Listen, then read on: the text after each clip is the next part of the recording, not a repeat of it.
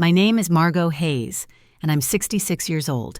What I'm about to tell you changed my life forever. The funeral for my husband Ernest was the quietest day of my existence. There, beside his grave, I received a message from an unknown number that sent a chill through me. "I'm alive. That's not me in the casket." I replied, my hands trembling. "Who are you?" The response took my breath away. "I can't say. They're watching. Don't trust our sons." That moment tore my soul in two. My world crumbled when I saw Charles and Henry, my own sons, standing by the casket with strangely calm expressions. Something was wrong. Their tears seemed forced, their hugs as cold as ice. For 42 years, Ernest had been my partner, my refuge, my reason for living. I met him when I was 24 in the small town of Spring Creek. We grew up on the same dusty back roads, sharing modest dreams. I cleaned houses to support my sick mother, while Ernest repaired bicycles in a small shop he inherited from his father. We were poor, but we were happy. We had something money couldn't buy: real love. I remember the first time he spoke to me. It was a Tuesday morning. I was walking toward the market in my faded green dress and worn-out shoes. He stepped out of his shop with grease-stained hands and smiled at me with a shyness that made me fall in love with him instantly. "Good morning, Margot," he said in a soft voice. "Need me to check out your bike?" I didn't own a bike, but I came up with an excuse just to talk to him. That conversation turned into dates under the big old oak tree in Town Square Park, then into promises of eternal love, and finally into a simple wedding full of hope. The first few years were hard. We lived in a 2-bedroom house with a tin roof. When it rained, we'd set out pots all over the house to catch the leaks, but we were happy. Ernest worked from sunup to sundown in his shop, and I sewed clothes for the women in town. When Charles was born, I thought my heart would burst with happiness. He was a beautiful baby with his father's big eyes and my smile. 2 years later, Henry arrived, just as perfect. I raised them with all the love in the world, sacrificing my own needs for theirs. Ernest was a wonderful father. He'd take them fishing in the river on Sundays, teach them to fix things with their hands, and tell them stories before bed. I fed them, dressed them, and comforted them when they cried. We were a close family, or so I believed. As they grew up, things started to change. Charles, the oldest, was always ambitious. From a young age, he'd ask why we lived so modestly, why we didn't have a car like other families. Henry followed his lead in everything, as he always had. When Charles turned 18, Ernest offered him a job at the shop, but he rejected it with contempt. "I don't want to get my hands dirty like you, Dad. I'm going to be someone important." Those words hurt Ernest deeply, though he never said it to me. I'd see him sitting on the porch at night, staring at the stars with a look of sadness. His son had rejected not only his work, but his entire way of life. The years passed, and to my surprise, Charles managed to make a name for himself in the business world. He got a job at a real estate company in the city. Henry followed soon after. They both started making money, far more than Ernest and I had ever seen. At first, I was so proud. My sons had achieved what we never could, escaping poverty and building a better life. But little by little, that joy turned into sadness. Visits became less frequent and phone calls grew shorter. When they did come, they arrived in expensive cars, dressed in fancy suits, talking about investments and properties. They'd look at us with a strange mix of pity and shame.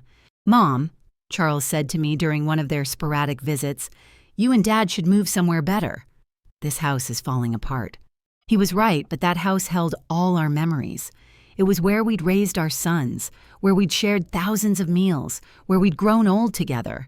It wasn't fancy, but it was our home. Ernest, always wise, would tell me, "Margot, money has changed our boys. We aren't enough for them anymore." I resisted believing it. I kept justifying their absences, their brief calls, their broken promises. "They're busy building their lives," I'd tell myself. "Someday they'll be the loving boys we raised again." But in my heart, I knew Ernest was right. We had lost our sons long before I lost my husband. I just didn't know to what extent we had become strangers to them. The most drastic change came when Charles married Jasmine Albright, a woman from the city who never hid her disdain for our simple lifestyle. The first time he brought her home, she arrived in high heels that sank into the dirt of our porch and an elegant red dress that looked more expensive than everything I had ever owned. "Nice to meet you," she said with a forced smile, barely extending the tips of her fingers to greet me.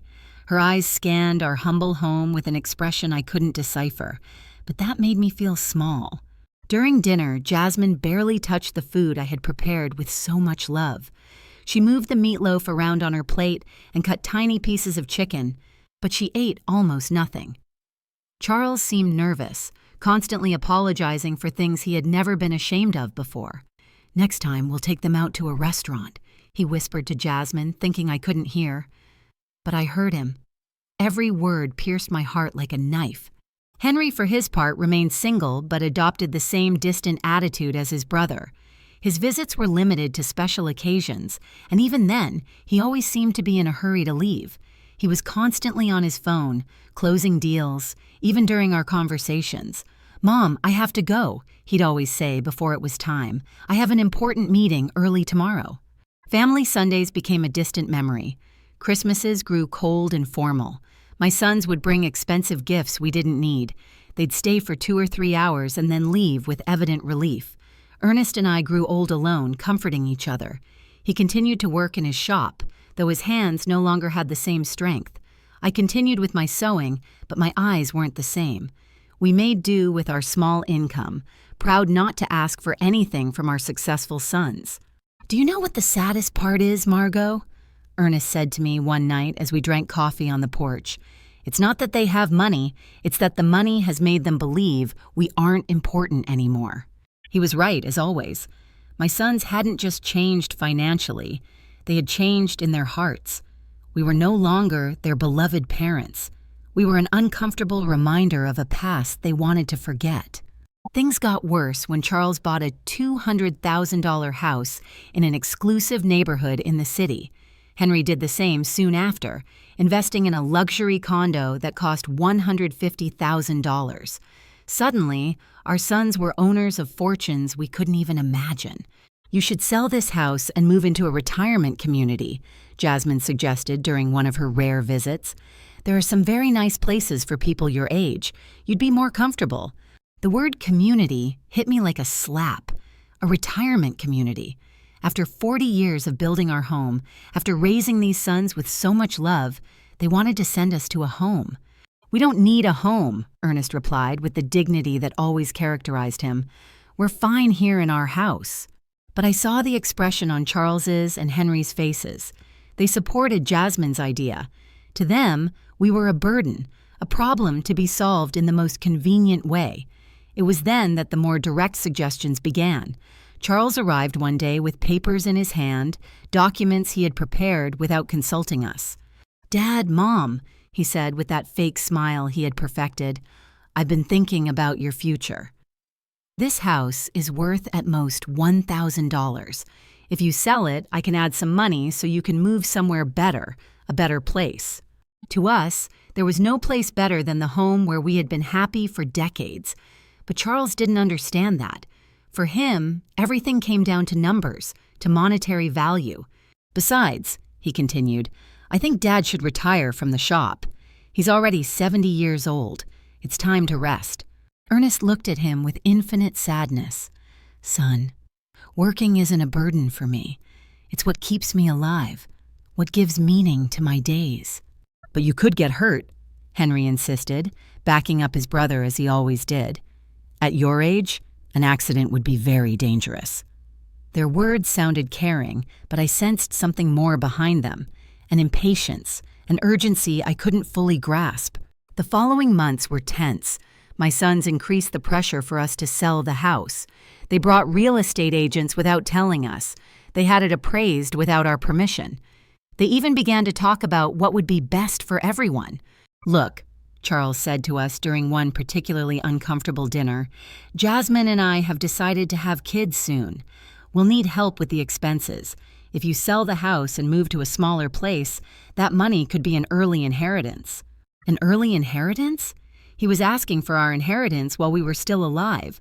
The audacity of the request left me speechless. Ernest remained calm, but I saw his jaw tense. "Son, when your mother and I die, everything we have will be yours. But while we're alive, our decisions are our own." "Don't be stubborn," Henry cut in with a harshness I had never seen from him before. "You're old now. You can't keep living in the past." That night, after they left, Ernest and I stayed up talking until dawn. For the first time in our marriage, we discussed the possibility that our sons were not the people we thought we had raised. "Something's wrong, Margot," my husband said to me with a look of worry I had never seen in his eyes. "This isn't just ambition or impatience. There's something darker behind all this pressure." I had no idea how profoundly correct his words were. I couldn't imagine that my own sons were planning something that would change our lives forever. I didn't know that the tragedy that was coming wouldn't be an accident of fate, but a conspiracy carefully orchestrated by the two people I trusted most in the world. The last normal conversation I had with Charles was 3 weeks before Ernest's death. He came alone, without Jasmine, and looked more serious than usual. "Mom," he said, sitting at the kitchen table where he had eaten breakfast so many times as a boy, "I want you to know that no matter what happens, Henry and I will always take care of you." His words soothed me at the time, but now, remembering them beside Ernest's grave, they send a shiver down my spine.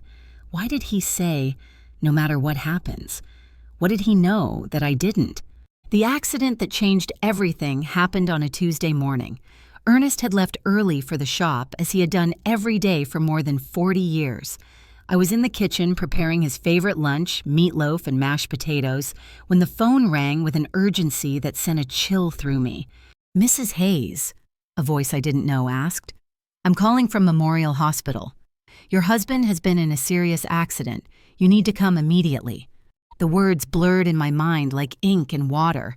The world stopped. My legs turned to jelly, and I had to grab the doorframe to keep from falling. What happened? Is he okay? Is he alive? Is he in the ICU? "Ma'am, please come as soon as possible." The trip to the hospital was a hazy nightmare. My neighbor Doris had to drive me because I was shaking so much I couldn't even hold the keys. The whole way there, my mind refused to process what was happening. Ernest was careful, meticulous in his work. How could this have happened? When we got to the hospital, Charles and Henry were already there. That surprised me because no one had notified them yet, at least not me. But in my desperation, I didn't pay attention to that detail. "Mom," Charles said, hugging me with a force that seemed genuine, "Dad is in bad shape." The doctors say one of the machines at the shop exploded. He has severe burns and a traumatic brain injury. Henry's eyes were red, but something in his expression felt off. He seemed more nervous than sad, like someone waiting for important news rather than someone suffering for his father. "Can we see him?" I asked, desperate. "Only immediate family, one at a time, and for 5 minutes maximum," the nurse explained. When I entered that ICU room, my heart sank. Ernest was hooked up to a dozen machines with bandages covering most of his face and arms. I barely recognized him. His breathing was labored, artificial, kept going by machines that beeped constantly. I walked up to his bed and took his hand, the only part of his body that seemed intact. "Ernest, my love, I'm here. Everything is going to be all right. You're going to recover, just like you always do."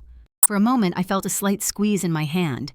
His eyes moved behind his closed lids. He was fighting. My warrior was fighting to get back to me. The next 3 days were the longest of my life. I practically lived at the hospital, sleeping in the uncomfortable chairs in the waiting room. Charles and Henry took turns accompanying me, but they always seemed more interested in talking to the doctors than in comforting their father. I overheard fragmented conversations that I couldn't fully understand at the time. Henry asked about medical insurance, about the cost of treatment. Charles was on the phone talking about life insurance policies and beneficiaries. "Mom," Charles said to me on the second day, "we reviewed Dad's insurance. He has a life insurance policy for $50,000. There's also a workers' comp policy that could cover up to $75,000 more."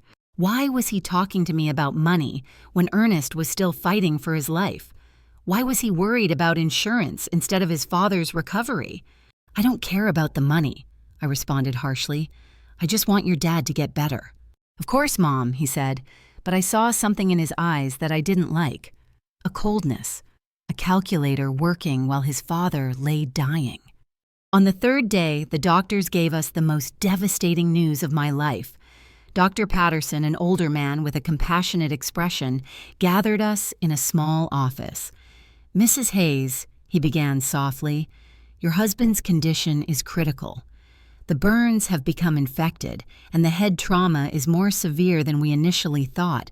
We have to be realistic about his chances." "What does that mean?" I asked, though my heart already knew the answer. "It means we need to prepare for the worst. Your husband is in an induced coma. We could keep him alive indefinitely, but his quality of life, well, it's highly unlikely he will ever regain consciousness." My world fell apart around me. 42 years of marriage, an entire life built together, and now they were telling me it was all fading away like smoke. "We want to try everything," I said through sobs, "no matter the cost, no matter how long it takes." But Charles exchanged a look with Henry that deeply unsettled me. "Mom," Charles said in a voice that tried to sound understanding, "we have to be practical. Dad wouldn't want to live like this. He always said he never wanted to be a burden on anyone." A burden. I exploded with a fury I didn't know I had. "He's your father. He's not a burden. He's the man who raised you, who worked his whole life to give you the best he could." "We know, Mom," Henry chimed in, "but we also have to think about you. The medical bills are going to be enormous. They could wipe out all your savings." Again, money. Always money. My husband was dying, and they were calculating costs. That night, alone in the hospital room, I took Ernest's hand and spoke to him as if he could hear me. "My love, I don't know what to do. The doctors say there's no hope, but I can't let you go. I can't imagine my life without you." It was then that something happened that still gives me goosebumps. His fingers moved slightly, squeezing mine with a force that was almost imperceptible. His lips moved as if he were trying to say something, but no sound came out. I called for the nurses, desperate. "He's reacting! He's trying to talk." But by the time they arrived, Ernest had returned to his previous state. The nurse checked the monitors and shook her head. "Sometimes there are involuntary muscle spasms, ma'am. It doesn't mean he's conscious." But I knew what I had felt. Ernest had tried to communicate with me. He had fought to tell me something important. 2 days later, in the early hours of Friday morning, the machine alarms went off. Lights flashed. Nurses rushed to Ernest's room. I was dozing in the hallway when the noise woke me up. "No, no, no!" I screamed, running toward the room. The doctors worked for 40 minutes trying to resuscitate him, but it was useless. At 4:37 in the morning, Ernest was officially declared dead. The pain I felt in that moment was physical, as if my heart had been ripped from my chest. I collapsed by his bed, hugging his still warm body, refusing to accept that he was gone forever. Charles and Henry arrived at the hospital an hour after their father's death. They seemed prepared, as if they had been expecting the call. They brought papers, documents, and phone numbers for funeral homes. "We already talked to the Spring Creek Funeral Home," Charles said to me while I was still crying inconsolably. "They can pick up the body this morning." "We also contacted the insurance," Henry added. "The claim process is already underway." How could they be so efficient, so organized, so cold, just an hour after losing their father? Something was wrong. But my grief was so intense that I couldn't think clearly. The funeral was scheduled for the following Monday. Charles took care of all the arrangements without really consulting me. He chose the simplest casket, the shortest service, as if he wanted to get it all over with as quickly as possible. "It's what Dad would have wanted," he said when I complained about not being included in the decisions. "Something simple, without a fuss." But Ernest deserved better than this indecent rush to bury him and forget. The day of the funeral arrived, cloudy and cold, as if the sky itself were crying for Ernest. I wore my only black dress, the same one I had worn for my mother's funeral years ago. My hands were shaking so much that Doris had to help me button the small buttons on the back. "Be strong, Margot," my dear friend whispered as she carefully combed my hair. "Ernest would want to see you strong." But I didn't feel strong. I felt empty, like a shell without a soul. 42 years of marriage can't be buried so easily. Every object in the house reminded me of him. His coffee mug on the table, his tools on the porch, his pillow that still held his scent. When we got to the cemetery, I was surprised by how few people had attended. I expected to see more of Ernest's co-workers from the shop, more neighbors, more acquaintances, but it was only Charles, Henry, Jasmine, Doris, me, and the pastor. For a man who had lived 70 years in the same town, who had helped so many people, the funeral seemed strangely empty. "Where are the guys from the shop?" I asked Charles. "We didn't want to bother anyone," he replied quickly. "Dad was a private person." He would have preferred something intimate, but that wasn't true. Ernest loved his community. He cared about his neighbors. He would have wanted them to come say goodbye. Why had Charles decided to make everything so secretive, so rushed? During the service, I watched my sons with a strange, emotional detachment. Charles had a solemn expression appropriate for the occasion, but his eyes constantly darted toward his watch. Henry seemed restless, as if he had more important things to do. Jasmine discreetly checked her phone behind her black veil. This was how they were saying goodbye to their father, with impatience and distractions. The pastor spoke about eternal life, about well-deserved rest, about reuniting with God. His words felt hollow in my shattered heart. I didn't want Ernest to rest in peace. I wanted him to come home with me, for us to keep growing old together, for us to keep drinking coffee on the porch every evening. When it was time to throw dirt on the casket, my legs refused to hold me up. Doris had to support me as I sobbed uncontrollably. The sound of the dirt hitting the wood was final, conclusive, hopeless. It was at that exact moment, standing by my husband's grave, that my phone vibrated. A text message from an unknown number. "I'm alive. That's not me in the casket." My heart stopped. The letters danced in front of my eyes as if I were hallucinating. I was losing my mind from the grief. With trembling hands, I replied, "Who are you?" The answer came immediately. "I can't say. They're watching. Don't trust our sons." The phone fell from my hands as if it were burning. Doris bent down to pick it up, but I stopped her abruptly. I couldn't let anyone else see those messages, not until I understood what was happening.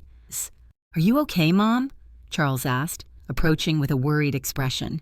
I stared at him, trying to find some clue on his face.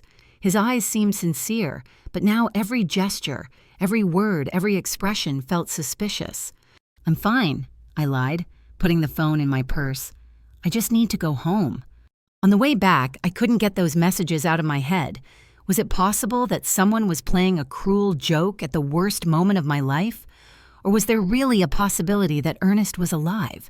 But if he was alive, who had we buried? And if he wasn't alive, who knew enough details about our lives to write something so specific about our sons? That night, alone in my house, which now felt like a tomb, I reviewed every detail of the last few days. Ernest's accident had been strange from the beginning. According to Charles, a machine had exploded in the shop, but Ernest knew every screw and wire in that place. He was meticulous about maintenance, obsessive about safety. Plus, how had my sons gotten to the hospital so quickly if no one had notified them? The hospital had called me first. I was the emergency contact. How did they know about the accident before I did? And then there was the money. From day one, Charles and Henry had talked about insurance policies and beneficiaries as if they had been waiting for this moment, preparing for it. I decided to check Ernest's papers. In his old wooden desk, he kept all his important documents in a metal box. Insurance policies, the deed to the house, shop documents, everything was there. I found the $50,000 life insurance policy that Charles had mentioned, but there was something I didn't remember. The policy had been updated just 6 months earlier, increasing the coverage from $5,000 to $50,000. Why had Ernest increased his life insurance? He had never mentioned that change to me, and more importantly, who had suggested he do it? I kept looking and found something even more disturbing. A workers' comp policy that I didn't know about, purchased just 2 months before his death. $5,000 in case of accidental death on the job. $55,000 in total. A fortune for a family like ours, but also a fortune tempting enough for someone without scruples. My phone vibrated again. Another message from the same unknown number. Check the bank account. See who's been moving money. This time I didn't hesitate. This person, whoever they were, knew too much to be a prankster. They knew about the insurance. They knew about my sons. They knew details that only someone very close to us could know. The next day, I went to the bank where Ernest and I had kept our account for 30 years. Mrs. Thompson, the manager who had known us forever, greeted me with sincere condolences. "Margot, I'm so sorry about Ernest. He was a good man." "Thank you, Mrs. Thompson. I came to check our accounts. I need to understand our financial situation." She showed me the bank statements from the last 6 months. What I saw froze me. Over the past 3 months, large withdrawals had been made from our savings account. $1,000 in January, $3,000 in February, and $4,000 in March-February, and $4,000 in March. Money that I didn't know had been moved. "Who authorized these withdrawals?" I asked, my voice trembling. "Your husband came in person," Mrs. Thompson explained. "He said he needed the money for repairs at the shop. But I kept the household accounts. I knew exactly how much money we had and what we spent. Ernest had never mentioned expensive repairs at the shop, and we definitely had never talked about withdrawing thousands of dollars from our savings." "Do you have the signatures for those withdrawals?" I asked. She showed me the receipts. Indeed, it looked like Ernest's signature, but something about the handwriting seemed off. It was too shaky, too uncertain for his usually firm, clear script. "Mrs. Thompson," I asked with my heart pounding, "did he come alone to make these withdrawals? Or was someone with him?" She thought for a moment. "Now that you mention it, I think he came in with one of your sons once or twice. Charles, I think. He said he was helping his dad with the paperwork because Ernest had trouble reading documents without his glasses." Charles. My son had been involved in money withdrawals I didn't know about, using his father's tired eyes as an excuse.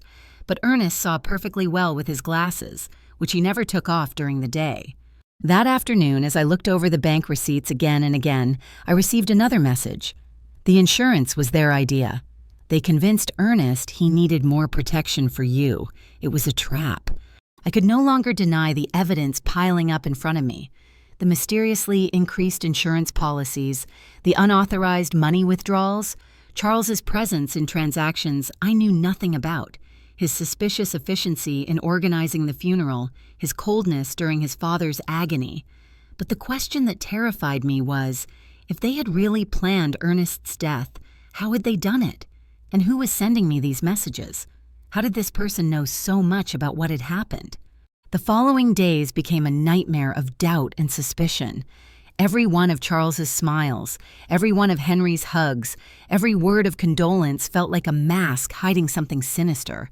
But I needed more proof before I could accept a truth as horrible as the one taking shape in my mind. My phone kept receiving messages from the mysterious number. "Go to Ernest's shop." "Look in his desk. There are things you didn't see." I decided to go to the shop for the first time since the accident. Charles had said a machine had exploded. But when I got there, I found something completely different from what I expected. The shop was strangely clean, too clean to have been the scene of an explosion. There were no burn marks on the walls, no debris, no signs of the destruction that such a serious accident should have caused. "Where is the machine that exploded?" I asked out loud. I looked all over the shop and found every machine in its place, working perfectly. The welder, the compressor, the electric saw, all were intact. What then had been the cause of the accident? In Ernest's desk, I found something that sent a chill through me. A note written in his handwriting, dated 3 days before his death. "Charles insists I need more insurance. He says it's for Margot, but something doesn't feel right. I don't trust his intentions." Below that note was another. "Henry brought me some papers to sign. He says they're to modernize the shop, but I don't understand what it's about. Why all the hurry?" My husband had had suspicions. He had intuited the evil intentions of our sons, but he had died before he could tell me. I kept searching and found an envelope sealed with my name on it. I opened it with trembling hands. It was a letter from Ernest. "My dearest Margot, if you are reading this, it means something has happened to me. In recent months, I've noticed strange changes in Charles and Henry. They're too interested in our money, in the insurance, in us selling the house. Jasmine is putting a lot of pressure on them. Yesterday, Charles told me I should be more concerned about my safety because at my age, any accident could be fatal. I don't know why, but those words sounded like a threat. I love you, Margot. If something happens to me, don't trust anyone blindly, not even our sons. The letter fell from my hands. Ernest had sensed his own death. He had seen the signs that I, blinded by maternal love, had ignored. That night, Charles came to visit me. He arrived with a bottle of wine and a smile that now seemed completely fake. "Mom, I've been thinking about your future," he said, pouring himself a glass without asking if I wanted one. "The insurance money. It's already in process. It'll be $125,000. "How do you know the exact amount?" I asked, feigning innocence. "Well, I helped Dad with the insurance paperwork. He wanted to make sure you had enough money to live comfortably." A lie. Ernest had never wanted to increase the insurance. According to his own note, he had been pressured by Charles. "And what do you think I should do with that money?" I asked, carefully watching his reaction. His eyes lit up with a glint that gave me a chill. "You could buy a smaller, cozier house, or even better, move into a nice retirement community where you'd have company and medical care. Henry and I could manage your money to make it go further." "Manage my money. We just want to take care of you, Mom. At your age, it's easy to get scammed or make bad financial decisions. We know about investments, about business. We could triple that amount in a few years." "Triple my money or make it disappear into their own pockets?" "Let me think about it," I said, trying to buy time. "Of course," Jasmine said with her fake sweetness, "but not too long. For your own good." After they left, I sat in my kitchen, shaking with rage and fear. My own sons, my flesh and blood, had not only murdered their father, but now they were planning to steal everything I had left. That night, my phone vibrated with a longer message than the others. "Tomorrow, go to the police station. Ask for the report on Ernest's accident. There are contradictions you need to know about." The next day, I went to the local police station.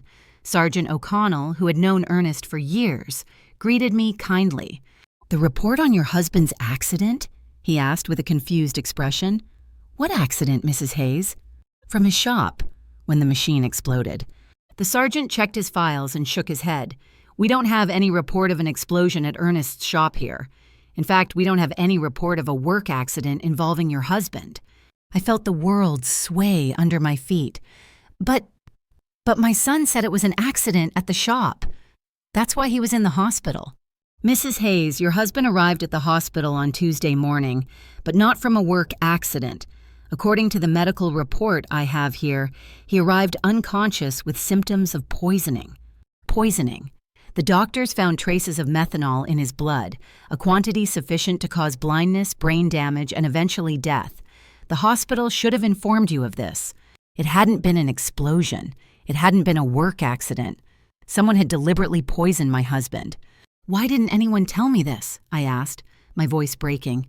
"The immediate family who signed the hospital papers requested that the information be kept confidential to avoid unnecessary speculation. They said you were too emotionally fragile to handle the technical details." The immediate family. Charles and Henry had hidden the true cause of Ernest's condition, invented the story of the explosion, and manipulated everyone, including me, to cover up a murder. "Mrs. Hayes," the sergeant continued, "if you suspect the circumstances of your husband's death, we could open a formal investigation." I had more than suspicions. I was certain that my own sons had murdered their father for money. That afternoon, Henry came home with a bouquet of flowers and the same fake smile as Charles. "How are you, Mom?" "You look tired." "I'm fine," I lied, observing his every gesture from a new perspective. "I'm just thinking about the future." "That's good. Charles and I have been talking. We think you should sell the house soon, while it's fresh on the real estate market." "Why the rush?" "Well, old houses lose value quickly and you need liquidity. Funeral expenses, pending medical bills." More lies. The funeral had been cheap, almost insultingly so, and there were no pending medical bills because the hospital insurance had covered them. "Henry," I said, looking him directly in the eyes, "you knew your dad didn't die from a work accident." For a fraction of a second, I saw panic in his expression, but he recovered quickly. What are you talking about, Mom? I went to the police station. There's no report of an explosion at your dad's shop. This time, the panic was more evident. Mom, you shouldn't be doing things like that. They'll confuse you. The grief is getting to you. The grief is getting to me, or you've been lying to me. He got up abruptly, spilling the coffee I had poured for him. I think you need to rest. We'll talk when you're calmer. He left quickly, but not before making a phone call from the porch. Although I couldn't hear the words, the tone was urgent, worried.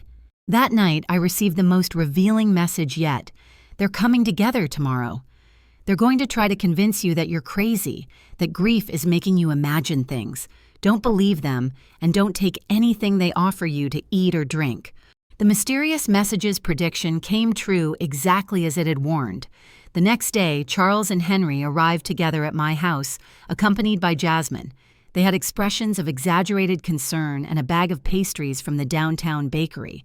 Mom, we're so worried about you, Charles began in a sugary voice. The neighbors have told us you've been acting strange. Doris says you've been talking to yourself, that you aren't eating well. Doris had never said that. It was just another lie in their growing collection. Jasmine brought your favorite pastries, Henry added, pointing to the bag, and we made special coffee from that brand you like so much. I remembered the message's words. Don't take anything they offer you to eat or drink. It was possible that they were planning to poison me too, just as they had Ernest. Thank you, but I already had breakfast, I said, keeping my distance. But Mom, Jasmine insisted with a smile that didn't reach her eyes, you need to eat properly. You've lost a lot of weight since Dad, Ernest, died. I'm fine, I repeated firmly. Charles exchanged a significant look with Henry. It was the same look they had shared at the hospital when the doctor gave us Ernest's prognosis. Mom, Charles said, sitting closer to me, we want to talk to you about something important. Henry and I have been consulting with some doctors about your recent behavior. My behavior? Yes. The strange questions you've been asking, the visits to the police station, that obsession with irrelevant details about Dad. It's normal after such a great loss, but it can be dangerous if it's not treated. Henry nodded gravely. We spoke to Dr. Albright. He says it's common for older people to develop paranoia after losing a partner, especially women your age. Paranoia. They were accusing me of being crazy for uncovering their lies. I am not paranoid, I said with all the firmness I could muster. I'm just asking questions I should have asked from the beginning. What questions? Charles challenged me. Like why there's no police report for your father's supposed accident. Like why the shop is perfectly clean if there was an explosion. Like why you withdrew thousands of dollars from our account without telling me anything. The silence that followed was deafening. The three of them exchanged looks of thinly disguised panic. Mom, Henry finally said, those things have simple explanations. Dad withdrew that money for repairs he wanted to do in secret as a surprise for you. What surprise? He wanted to remodel the house, Charles lied. He had hired some workers to fix the roof and paint the walls. He wanted it to be a surprise for your birthday. If that were true, where were the workers? Where were the materials? Why did no one in town know about this supposed remodeling? And about the police report, Charles continued, not all work accidents require a report, especially when they happen on private property. More lies. Sergeant O'Connell had been very clear. Any work accident with serious injuries requires an official report. Mom, Jasmine intervened with a sweet but condescending voice, we just want to take care of you. That's why we thought it would be best if you moved to a place with specialized medical attention. A home, a specialized care home, Charles corrected, for people who are going through complicated grief. They have psychologists, nurses, activities to keep you busy. And in the meantime, Henry added, we can take care of selling the house, managing the insurance money, all those complicated things you shouldn't have to handle in your current state. There it was, the complete plan. Declare me mentally incompetent, put me in a home, and take control of all my money. First, they had murdered Ernest for the insurance money, and now they wanted to steal from me too. And what if I refuse? I asked them. Why would you refuse? Charles asked, with a smile that sent a chill through me. We just want what's best for you. Because this is my house. This is where I built my life with Ernest. This is where I raised you." "Mom," Henry said with an exaggerated sigh, "you can't live in the past forever. Dad is gone. You have to accept it and move on." "I have accepted it, but that doesn't mean I'm going to give away my life and my money." The mask of concern began to crack on my sons' faces. Charles got up abruptly. "All right. If you won't listen to reason, we'll have to take more drastic measures." "What does that mean?" "It means we can start a legal process to have you declared mentally incompetent. We have witnesses to your erratic behavior. We have testimony from doctors who confirm you're suffering from senile paranoia." "Doctors? What doctors?" I hadn't spoken to any doctors about my mental state. "Dr. Albright already signed a preliminary report," Henry added. "He says that based on our descriptions of your behavior, it's likely you need specialized care." A doctor who had never examined me had signed a report about my mental state based only on what my sons had told him. How much had it cost them to buy that false evaluation? "So you can cooperate voluntarily," Charles continued, "or we can do it legally. But either way, you're going to get the help you need." It was a direct threat. If I didn't hand over my money voluntarily, they would use the legal system to steal it from me. "I need time to think about it," I told them, trying to buy time. "Of course," Jasmine said with her false sweetness, "but not too much time. For your own good." After they left, I sat in my kitchen, trembling with rage and fear. My own sons, my flesh and blood, had not only murdered their father, but now they were planning to steal everything I had left. That night, my phone vibrated with a message longer than the others. "Margot, this is Stephen Callahan, a private investigator. Ernest hired me 3 weeks before he died because he was suspicious of Charles and Henry. They poisoned him with methanol mixed in his breakfast coffee. I have audio evidence of their conversations, planning everything. Tomorrow at 3 o'clock in the afternoon, go to the corner cafe. Sit at the back table. I'll be there." At last, I would know who had been sending me those messages, and more importantly, I would have the proof I needed to get justice for my husband's death. But I also knew I didn't have much time. Charles and Henry had shown their hand. If I didn't act fast, I'd end up locked in a home while they spent the money that had cost Ernest his life. The war had begun. And even if I was a 66-year-old woman against 2 ruthless men, I had something they didn't: the truth. And the truth, sooner or later, always finds a way to come out. That night, for the first time since Ernest's death, I smiled because I knew my husband had not died in vain. His caution, his instinct, his decision to hire a private investigator was going to allow me to get justice. Charles and Henry had seriously underestimated their mother. They were about to discover that a woman fighting for the memory of her murdered husband is a force more powerful than all their greed combined. The next day arrived, filled with nervousness and anticipation. I dressed carefully, choosing my most serious purple dress, the one I wore for important occasions. If I was going to meet the man who could give me the answers I needed, I wanted to be prepared for any revelation. At 2:30 in the afternoon, I walked toward the corner cafe with determined but cautious steps. Every shadow looked suspicious. Every person on the street could be a spy sent by my sons. The paranoia they had accused me of having was starting to feel justified. The cafe was moderately full. I went straight to the back table as I had been instructed. I ordered a chamomile tea and waited, my hands trembling slightly on the worn wooden table. Exactly at 3 o'clock on the dot, a man in his 50s approached my table. He was tall and gray-haired, with intelligent eyes and a serious but kind expression. He was carrying a brown folder under his arm. "Mrs. Hayes?" he asked in a low voice. I nodded, not yet trusting my voice. "I'm Stephen Callahan. I'm so sorry for your loss. Ernest was a good man." He sat down across from me and placed the folder on the table. "Before I show you what I have, I need you to know that what you're about to hear and see is going to be very painful. Are you ready?" "I've been getting ready since I received your first message," I replied with a firmness I didn't know I had. Stephen opened the folder and took out a small voice recorder. "Ernest came to see me a month ago. He was worried about his son's behavior. He hired me to investigate them discreetly." He pressed the play button. Ernest's voice, so familiar and dear, filled the small space between us.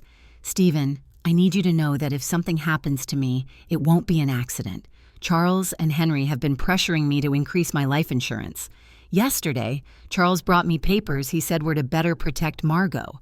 But when I read them, I realized there were also clauses that directly benefited them. My heart sped up. Hearing Ernest's voice was like having him back for a few minutes, but his words confirmed my worst suspicions. The recording continued. Henry has been asking strange questions about my daily routine, what I eat for breakfast, what time I leave the house, if Margot comes to the shop with me. He says it's out of concern, but something about the way he asks worries me. Stephen paused the recording. This conversation was 3 weeks before his death, but I have something more recent. He played another recording, this time with Charles's voice in the background talking on the phone. No, we can't wait any longer. The old man is starting to get suspicious. Yesterday, he asked me why I was so interested in his insurance. Yes, I already have the methanol. It works perfectly because the symptoms look like a heart attack or a stroke. No, Mom won't be a problem. After Dad dies, she'll be so devastated that we can do whatever we want with her. Tears began to roll down my cheeks. It was the voice of my son, my own son, coldly planning his father's murder. There's more, Stephen said softly. This recording is from the day before Ernest's death. A new recording began. This time, it was Henry talking to someone. Everything's ready. Tomorrow, Charles is going to put the methanol in Dad's coffee. We told him it was a special vitamin supplement a doctor recommended. The idiot is going to drink it without suspecting a thing. The symptoms, it'll start with dizziness and confusion, then loss of sight, convulsions, coma. The doctors will think it's a stroke or a heart attack.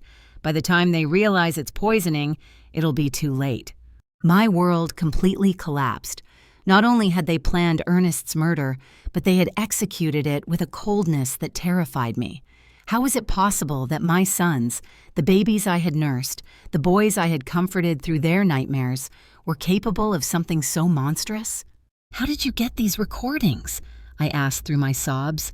Ernest had asked me to put listening devices in your house, Stephen explained. He was afraid, but he didn't know exactly of what. We placed them on the home phone and in some other strategic spots. He took out a series of photographs from the folder. I also have this. Charles buying methanol at a hardware store 30 miles from town. He paid with cash and used a fake name, but I have it on video. The photographs clearly showed Charles leaving a hardware store with a small bottle in his hands. The date on the photos was 5 days before Ernest's death. And this, Stephen continued, showing me more documents. These are Charles's and Henry's financial records from the last 6 months. They've been spending a lot more money than their incomes justify. Charles owes $70,000 to a lender in the city. Henry has gambling debts for $40,000. They were desperate. It all started to make sense. It wasn't just greed that had motivated Ernest's murder. It was financial desperation. My sons were ruined and saw their father as a source of easy, fast money. Why didn't you go to the police immediately after Ernest's death? I asked him. Because Charles and Henry are very smart. They bribed the doctor who attended to Ernest at the hospital to change the official diagnosis. Instead of poisoning, the death certificate says heart failure due to complications from a work accident. Without that medical evidence, my recordings might not have been enough for a conviction. But now we have all the evidence together, I said, feeling a mix of pain and determination. Exactly. And there's one more thing you need to know. My blood ran cold. What? Your sons were planning to kill you too. Stephen played one last recording, this time with Charles's and Henry's voices together. Once we have Dad's insurance money, we need to get rid of Mom too, Charles said. We can't risk her getting suspicious or anyone else putting ideas in her head. How? Henry asked. The same as with Dad. But this time, we can make it look like a suicide from depression. A widow who can't live without her husband. Nobody would question it. And as her only heirs, everything would be ours. The house, the savings, the insurance money, almost $200,000 in total. The recording stopped. I was shaking uncontrollably. My sons had not only murdered their father, but they were planning to murder me as well. All for money. Mrs. Hayes, Stephen said gently, I know this is devastating, but we have enough evidence to make them pay for what they did. "What do we do now?" I asked, wiping my tears. "First, we need to go to the police with all this evidence. Sergeant O'Connell is an honest man. He's not involved in the corruption. Second, we need to act fast. Your sons are planning to have you declared mentally incompetent tomorrow. If they succeed, it will be much harder to proceed legally." "Tomorrow?" "Yes, I intercepted a phone conversation this morning. They're meeting with Judge Miller at 10 o'clock in the morning to start the mental incapacitation process." I got up from the table with a determination I hadn't felt in weeks. "Then we have to act tonight." "Exactly," Stephen confirmed. "But first, there's one more thing I want to show you." He took one last photograph from the folder. In it, Ernest was leaving a medical clinic I didn't recognize. 3 days before he died, your husband went to get a full medical exam at a clinic in the city. The results show that he was perfectly healthy. There were no signs of heart disease. His blood pressure was normal. Everything was perfect. This definitively proves that his death was caused by poisoning, not by natural health problems. That was the final piece of evidence we needed. Ernest had been a healthy man, murdered by his own sons. "Stephen," I said, taking his hand, "thank you for keeping your promise to my husband. Now let's get justice." That same night, Stephen and I went directly to the police station. Sergeant O'Connell was working the night shift that week, which was perfect for our purposes. When we arrived, it was 8 o'clock in the evening, and the station was relatively quiet. "Sergeant O'Connell," I said in a firm voice, "I need to file a formal complaint for the murder of my husband, Ernest." The sergeant looked at me with surprise. "Murder, Mrs. Hayes?" "The death certificate says he died from heart complications after a work accident." "The death certificate is false," I replied, placing Stephen's folder on his desk. "My husband was deliberately poisoned with methanol by our own sons." For the next 2 hours, Stephen and I presented all the evidence.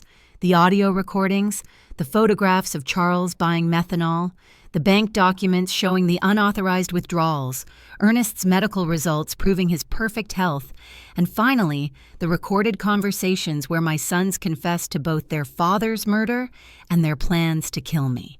Sergeant O'Connell listened to each recording with an increasingly serious expression. When we finished, he leaned back in his chair and shook his head in disbelief. This is monstrous," he murmured. "Are you sure you want to go through with this, Mrs. Hayes? Once we arrest your sons, there's no turning back."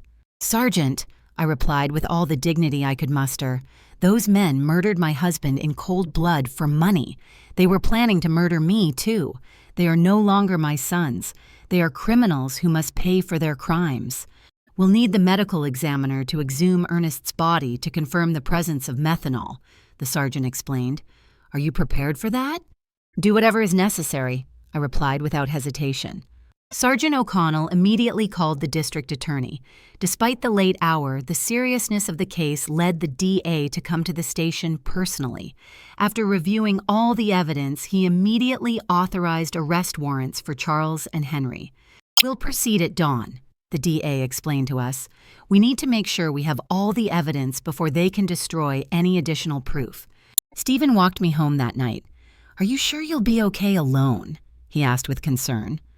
"I'll be fine," I replied. "After everything I've discovered, I'm no longer afraid.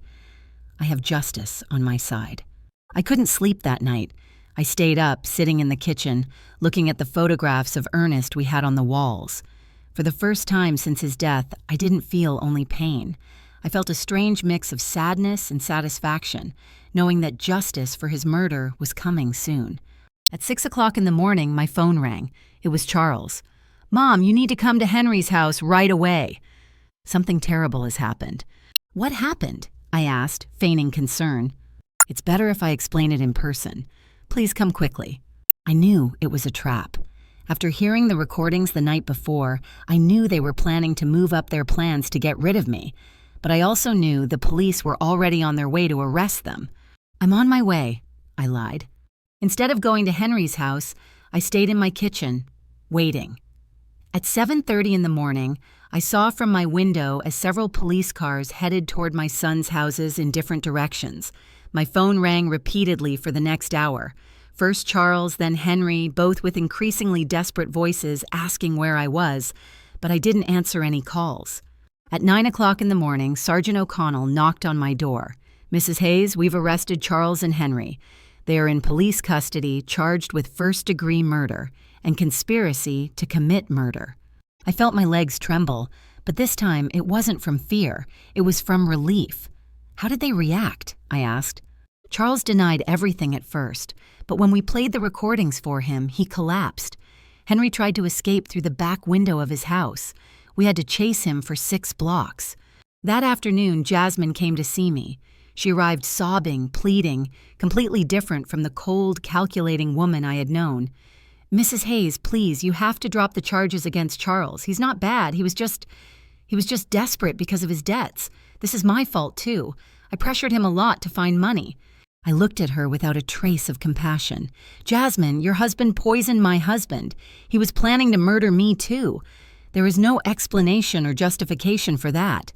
"But we're family," she screamed in desperation. "Think about what this is going to do to the family." "The family died the day you decided to kill Ernest for money," I replied coldly. "Now please leave my house." 3 days later, the exhumation of Ernest's body was carried out.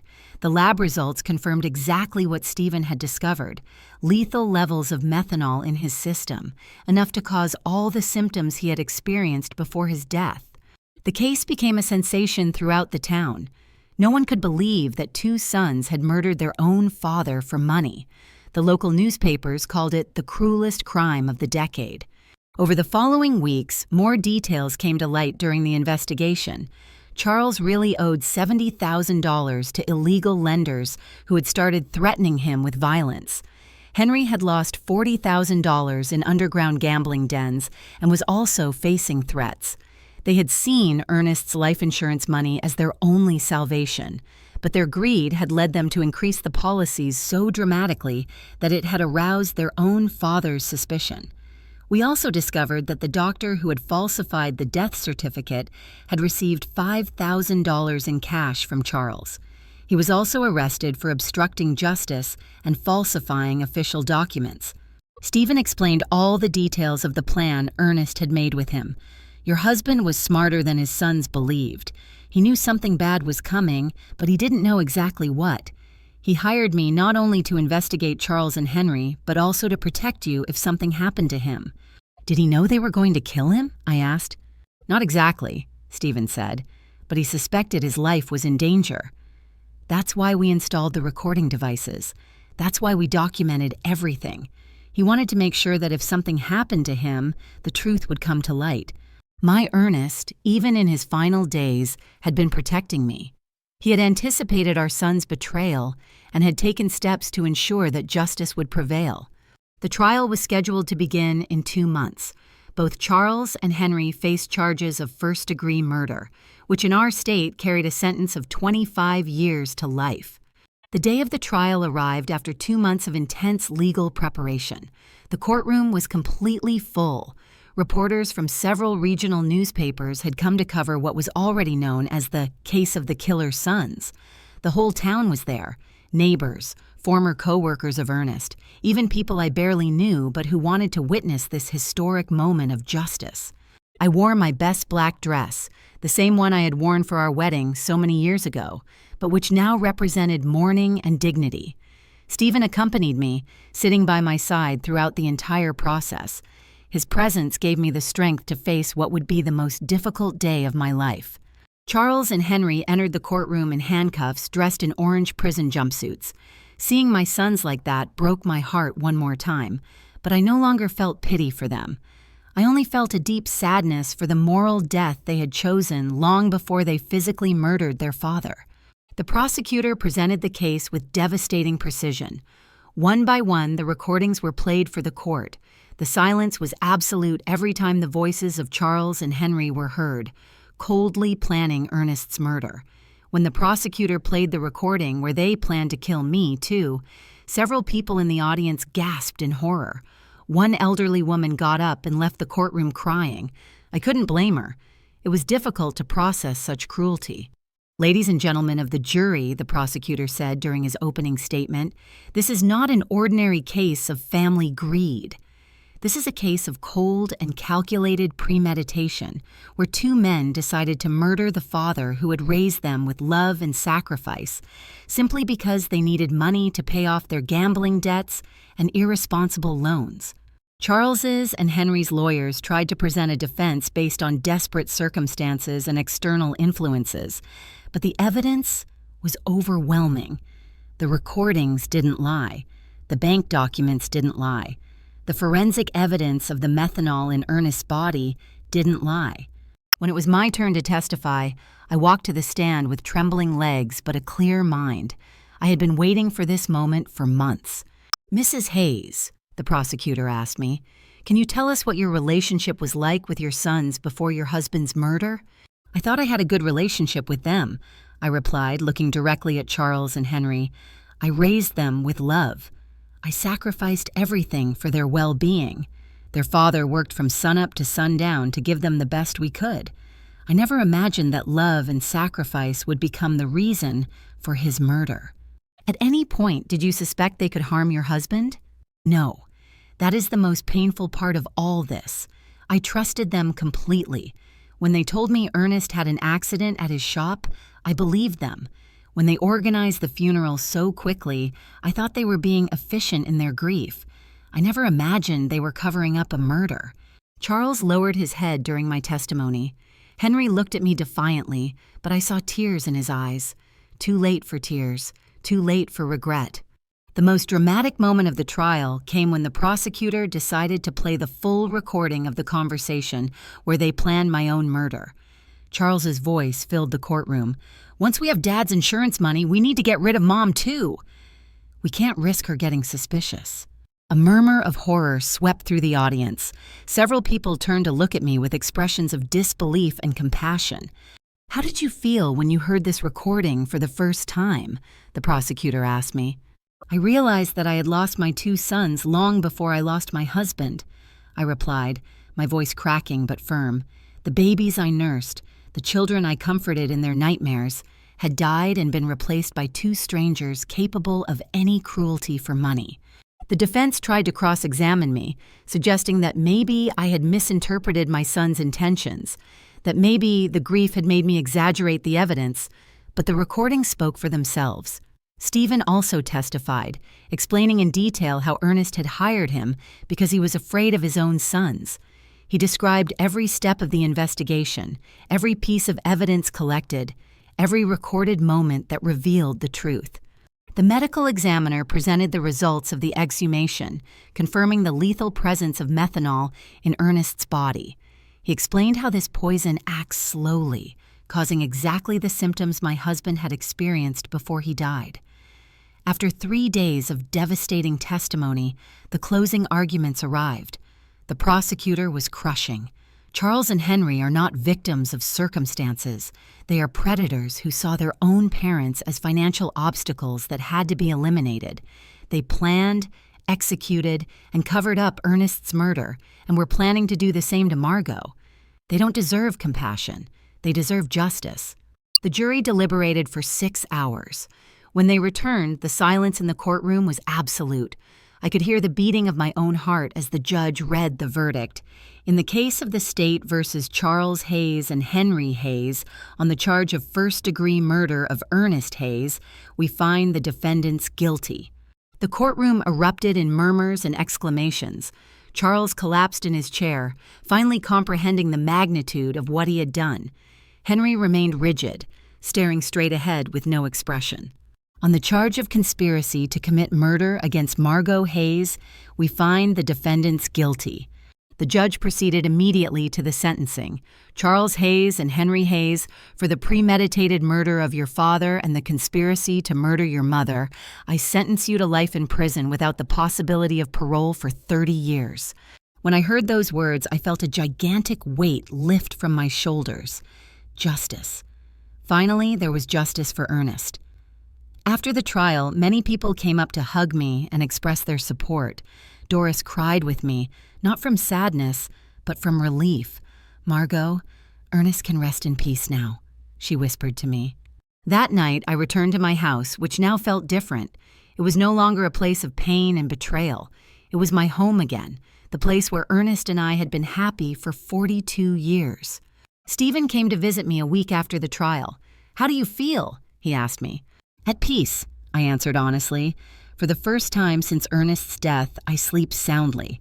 I know he is resting because his death did not go unpunished." "And the money? The insurance? The savings?" "I donated the life insurance money to a foundation for victims of family crimes," I explained. "That money was stained with blood. I could never have used it.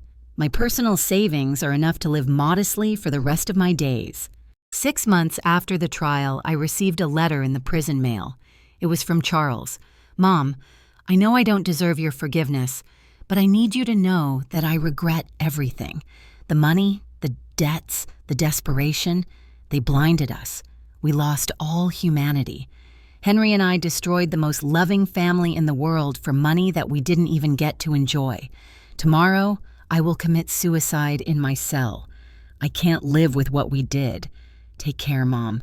Tell Dad we're sorry we were such bad sons." I didn't arrive in time to prevent his suicide. Charles was found hanging in his cell the next day.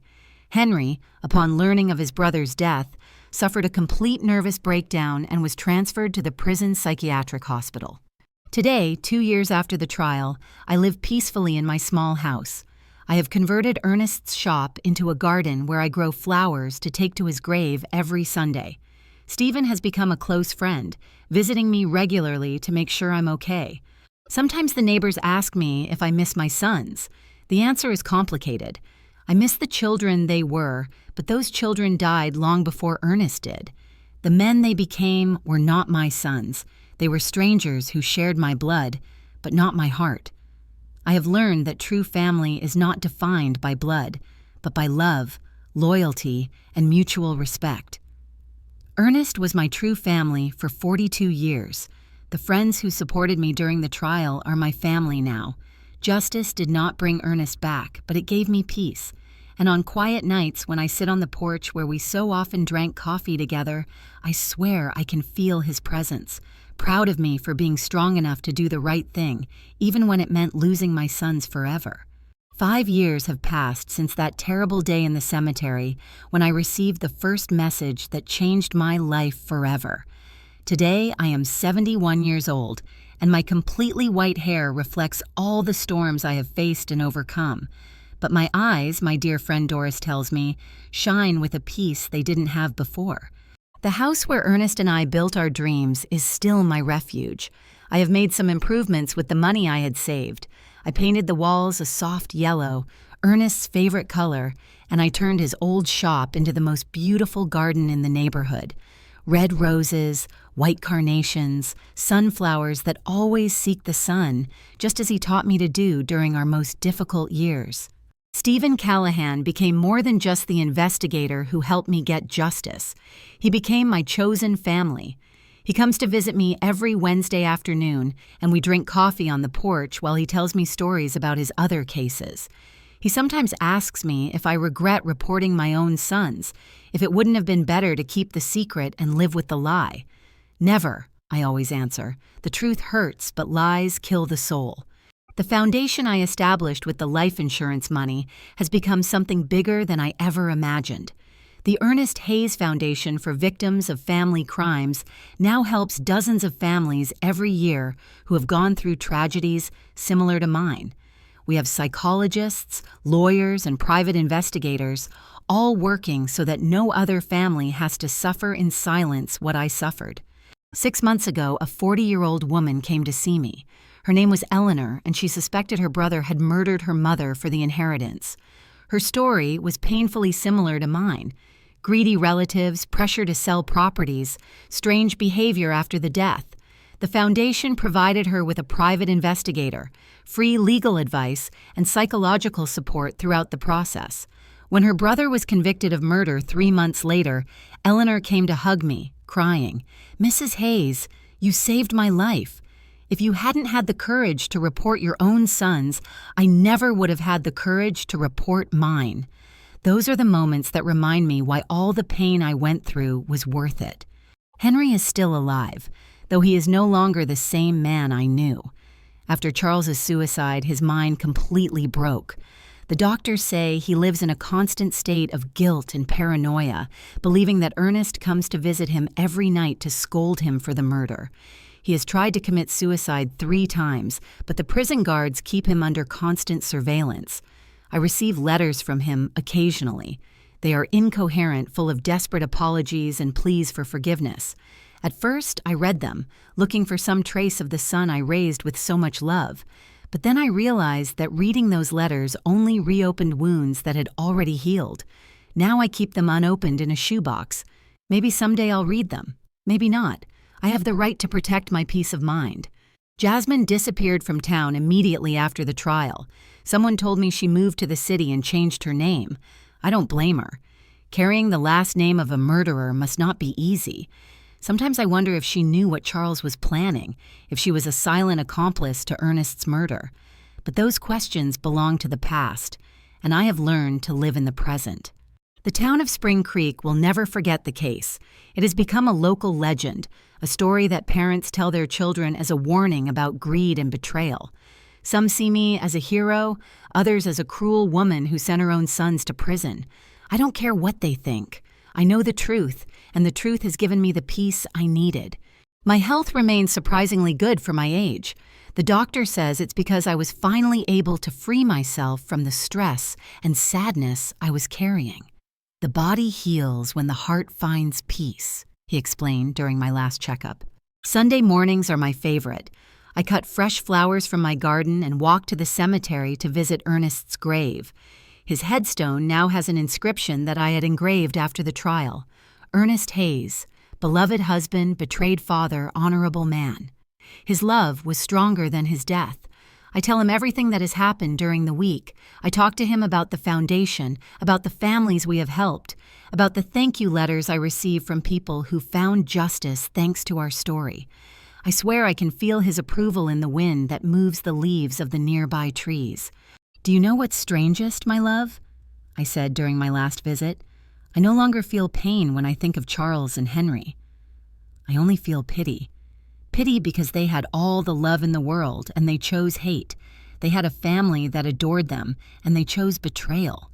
They had the opportunity to be honorable men like you and they chose to be murderers." Last week, a reporter from the city came to interview me for a documentary about family crimes. She asked me if there was anything I wanted to say to other people who might be going through similar situations. "Family is not an excuse for crime," I replied. "Love is not blind." Love with boundaries is true love. If someone who says they love you is capable of harming you for money or convenience, that person doesn't really love you. And it is never, ever too late to seek justice, no matter who the culprit is. This year, on the 5th anniversary of Ernest's death, I organized a special ceremony in his memory. More than 200 people came, neighbors, members of the foundation, families we have helped, local authorities. It was beautiful to see how his death, which began as a tragedy, had become a force for good in so many lives. Stephen gave an emotional speech. Ernest Hayes died because of his son's greed, but his legacy lives on in every family that finds justice thanks to his wife's courage. Evil tried to destroy his story, but good turned it into hope for others. At night, before I go to sleep, I sometimes take out the old photographs from when Charles and Henry were children. I see them playing in the yard, hugging their father, laughing with me on past Christmases. I allow myself to cry for those innocent children who once existed before greed completely corrupted them, but I no longer cry for the men they became. Those men chose their destiny. My story ended up being bigger than my personal tragedy. It has become a symbol that justice is possible, even when it comes from the most unexpected sources. A 66-year-old widow proved that truth is more powerful than lies, that true love is stronger than betrayal, and that it is never too late to do the right thing. Tomorrow is Wednesday, and Stephen will come for coffee as always. I'll make his favorite pastry and tell him about the thank you letters that arrived this week. Afterward, we'll work together in the garden, planting new flowers for spring. Life goes on, more simple, but more authentic than before. I have learned that true family is not about shared blood, but about shared values, mutual respect, and a love that never turns into harm. Ernest, wherever you are, I hope you know that I kept the promise I made to you by your grave that terrible day. I found the truth. I sought justice, and I turned our pain into hope for others. Your death was not in vain, my love.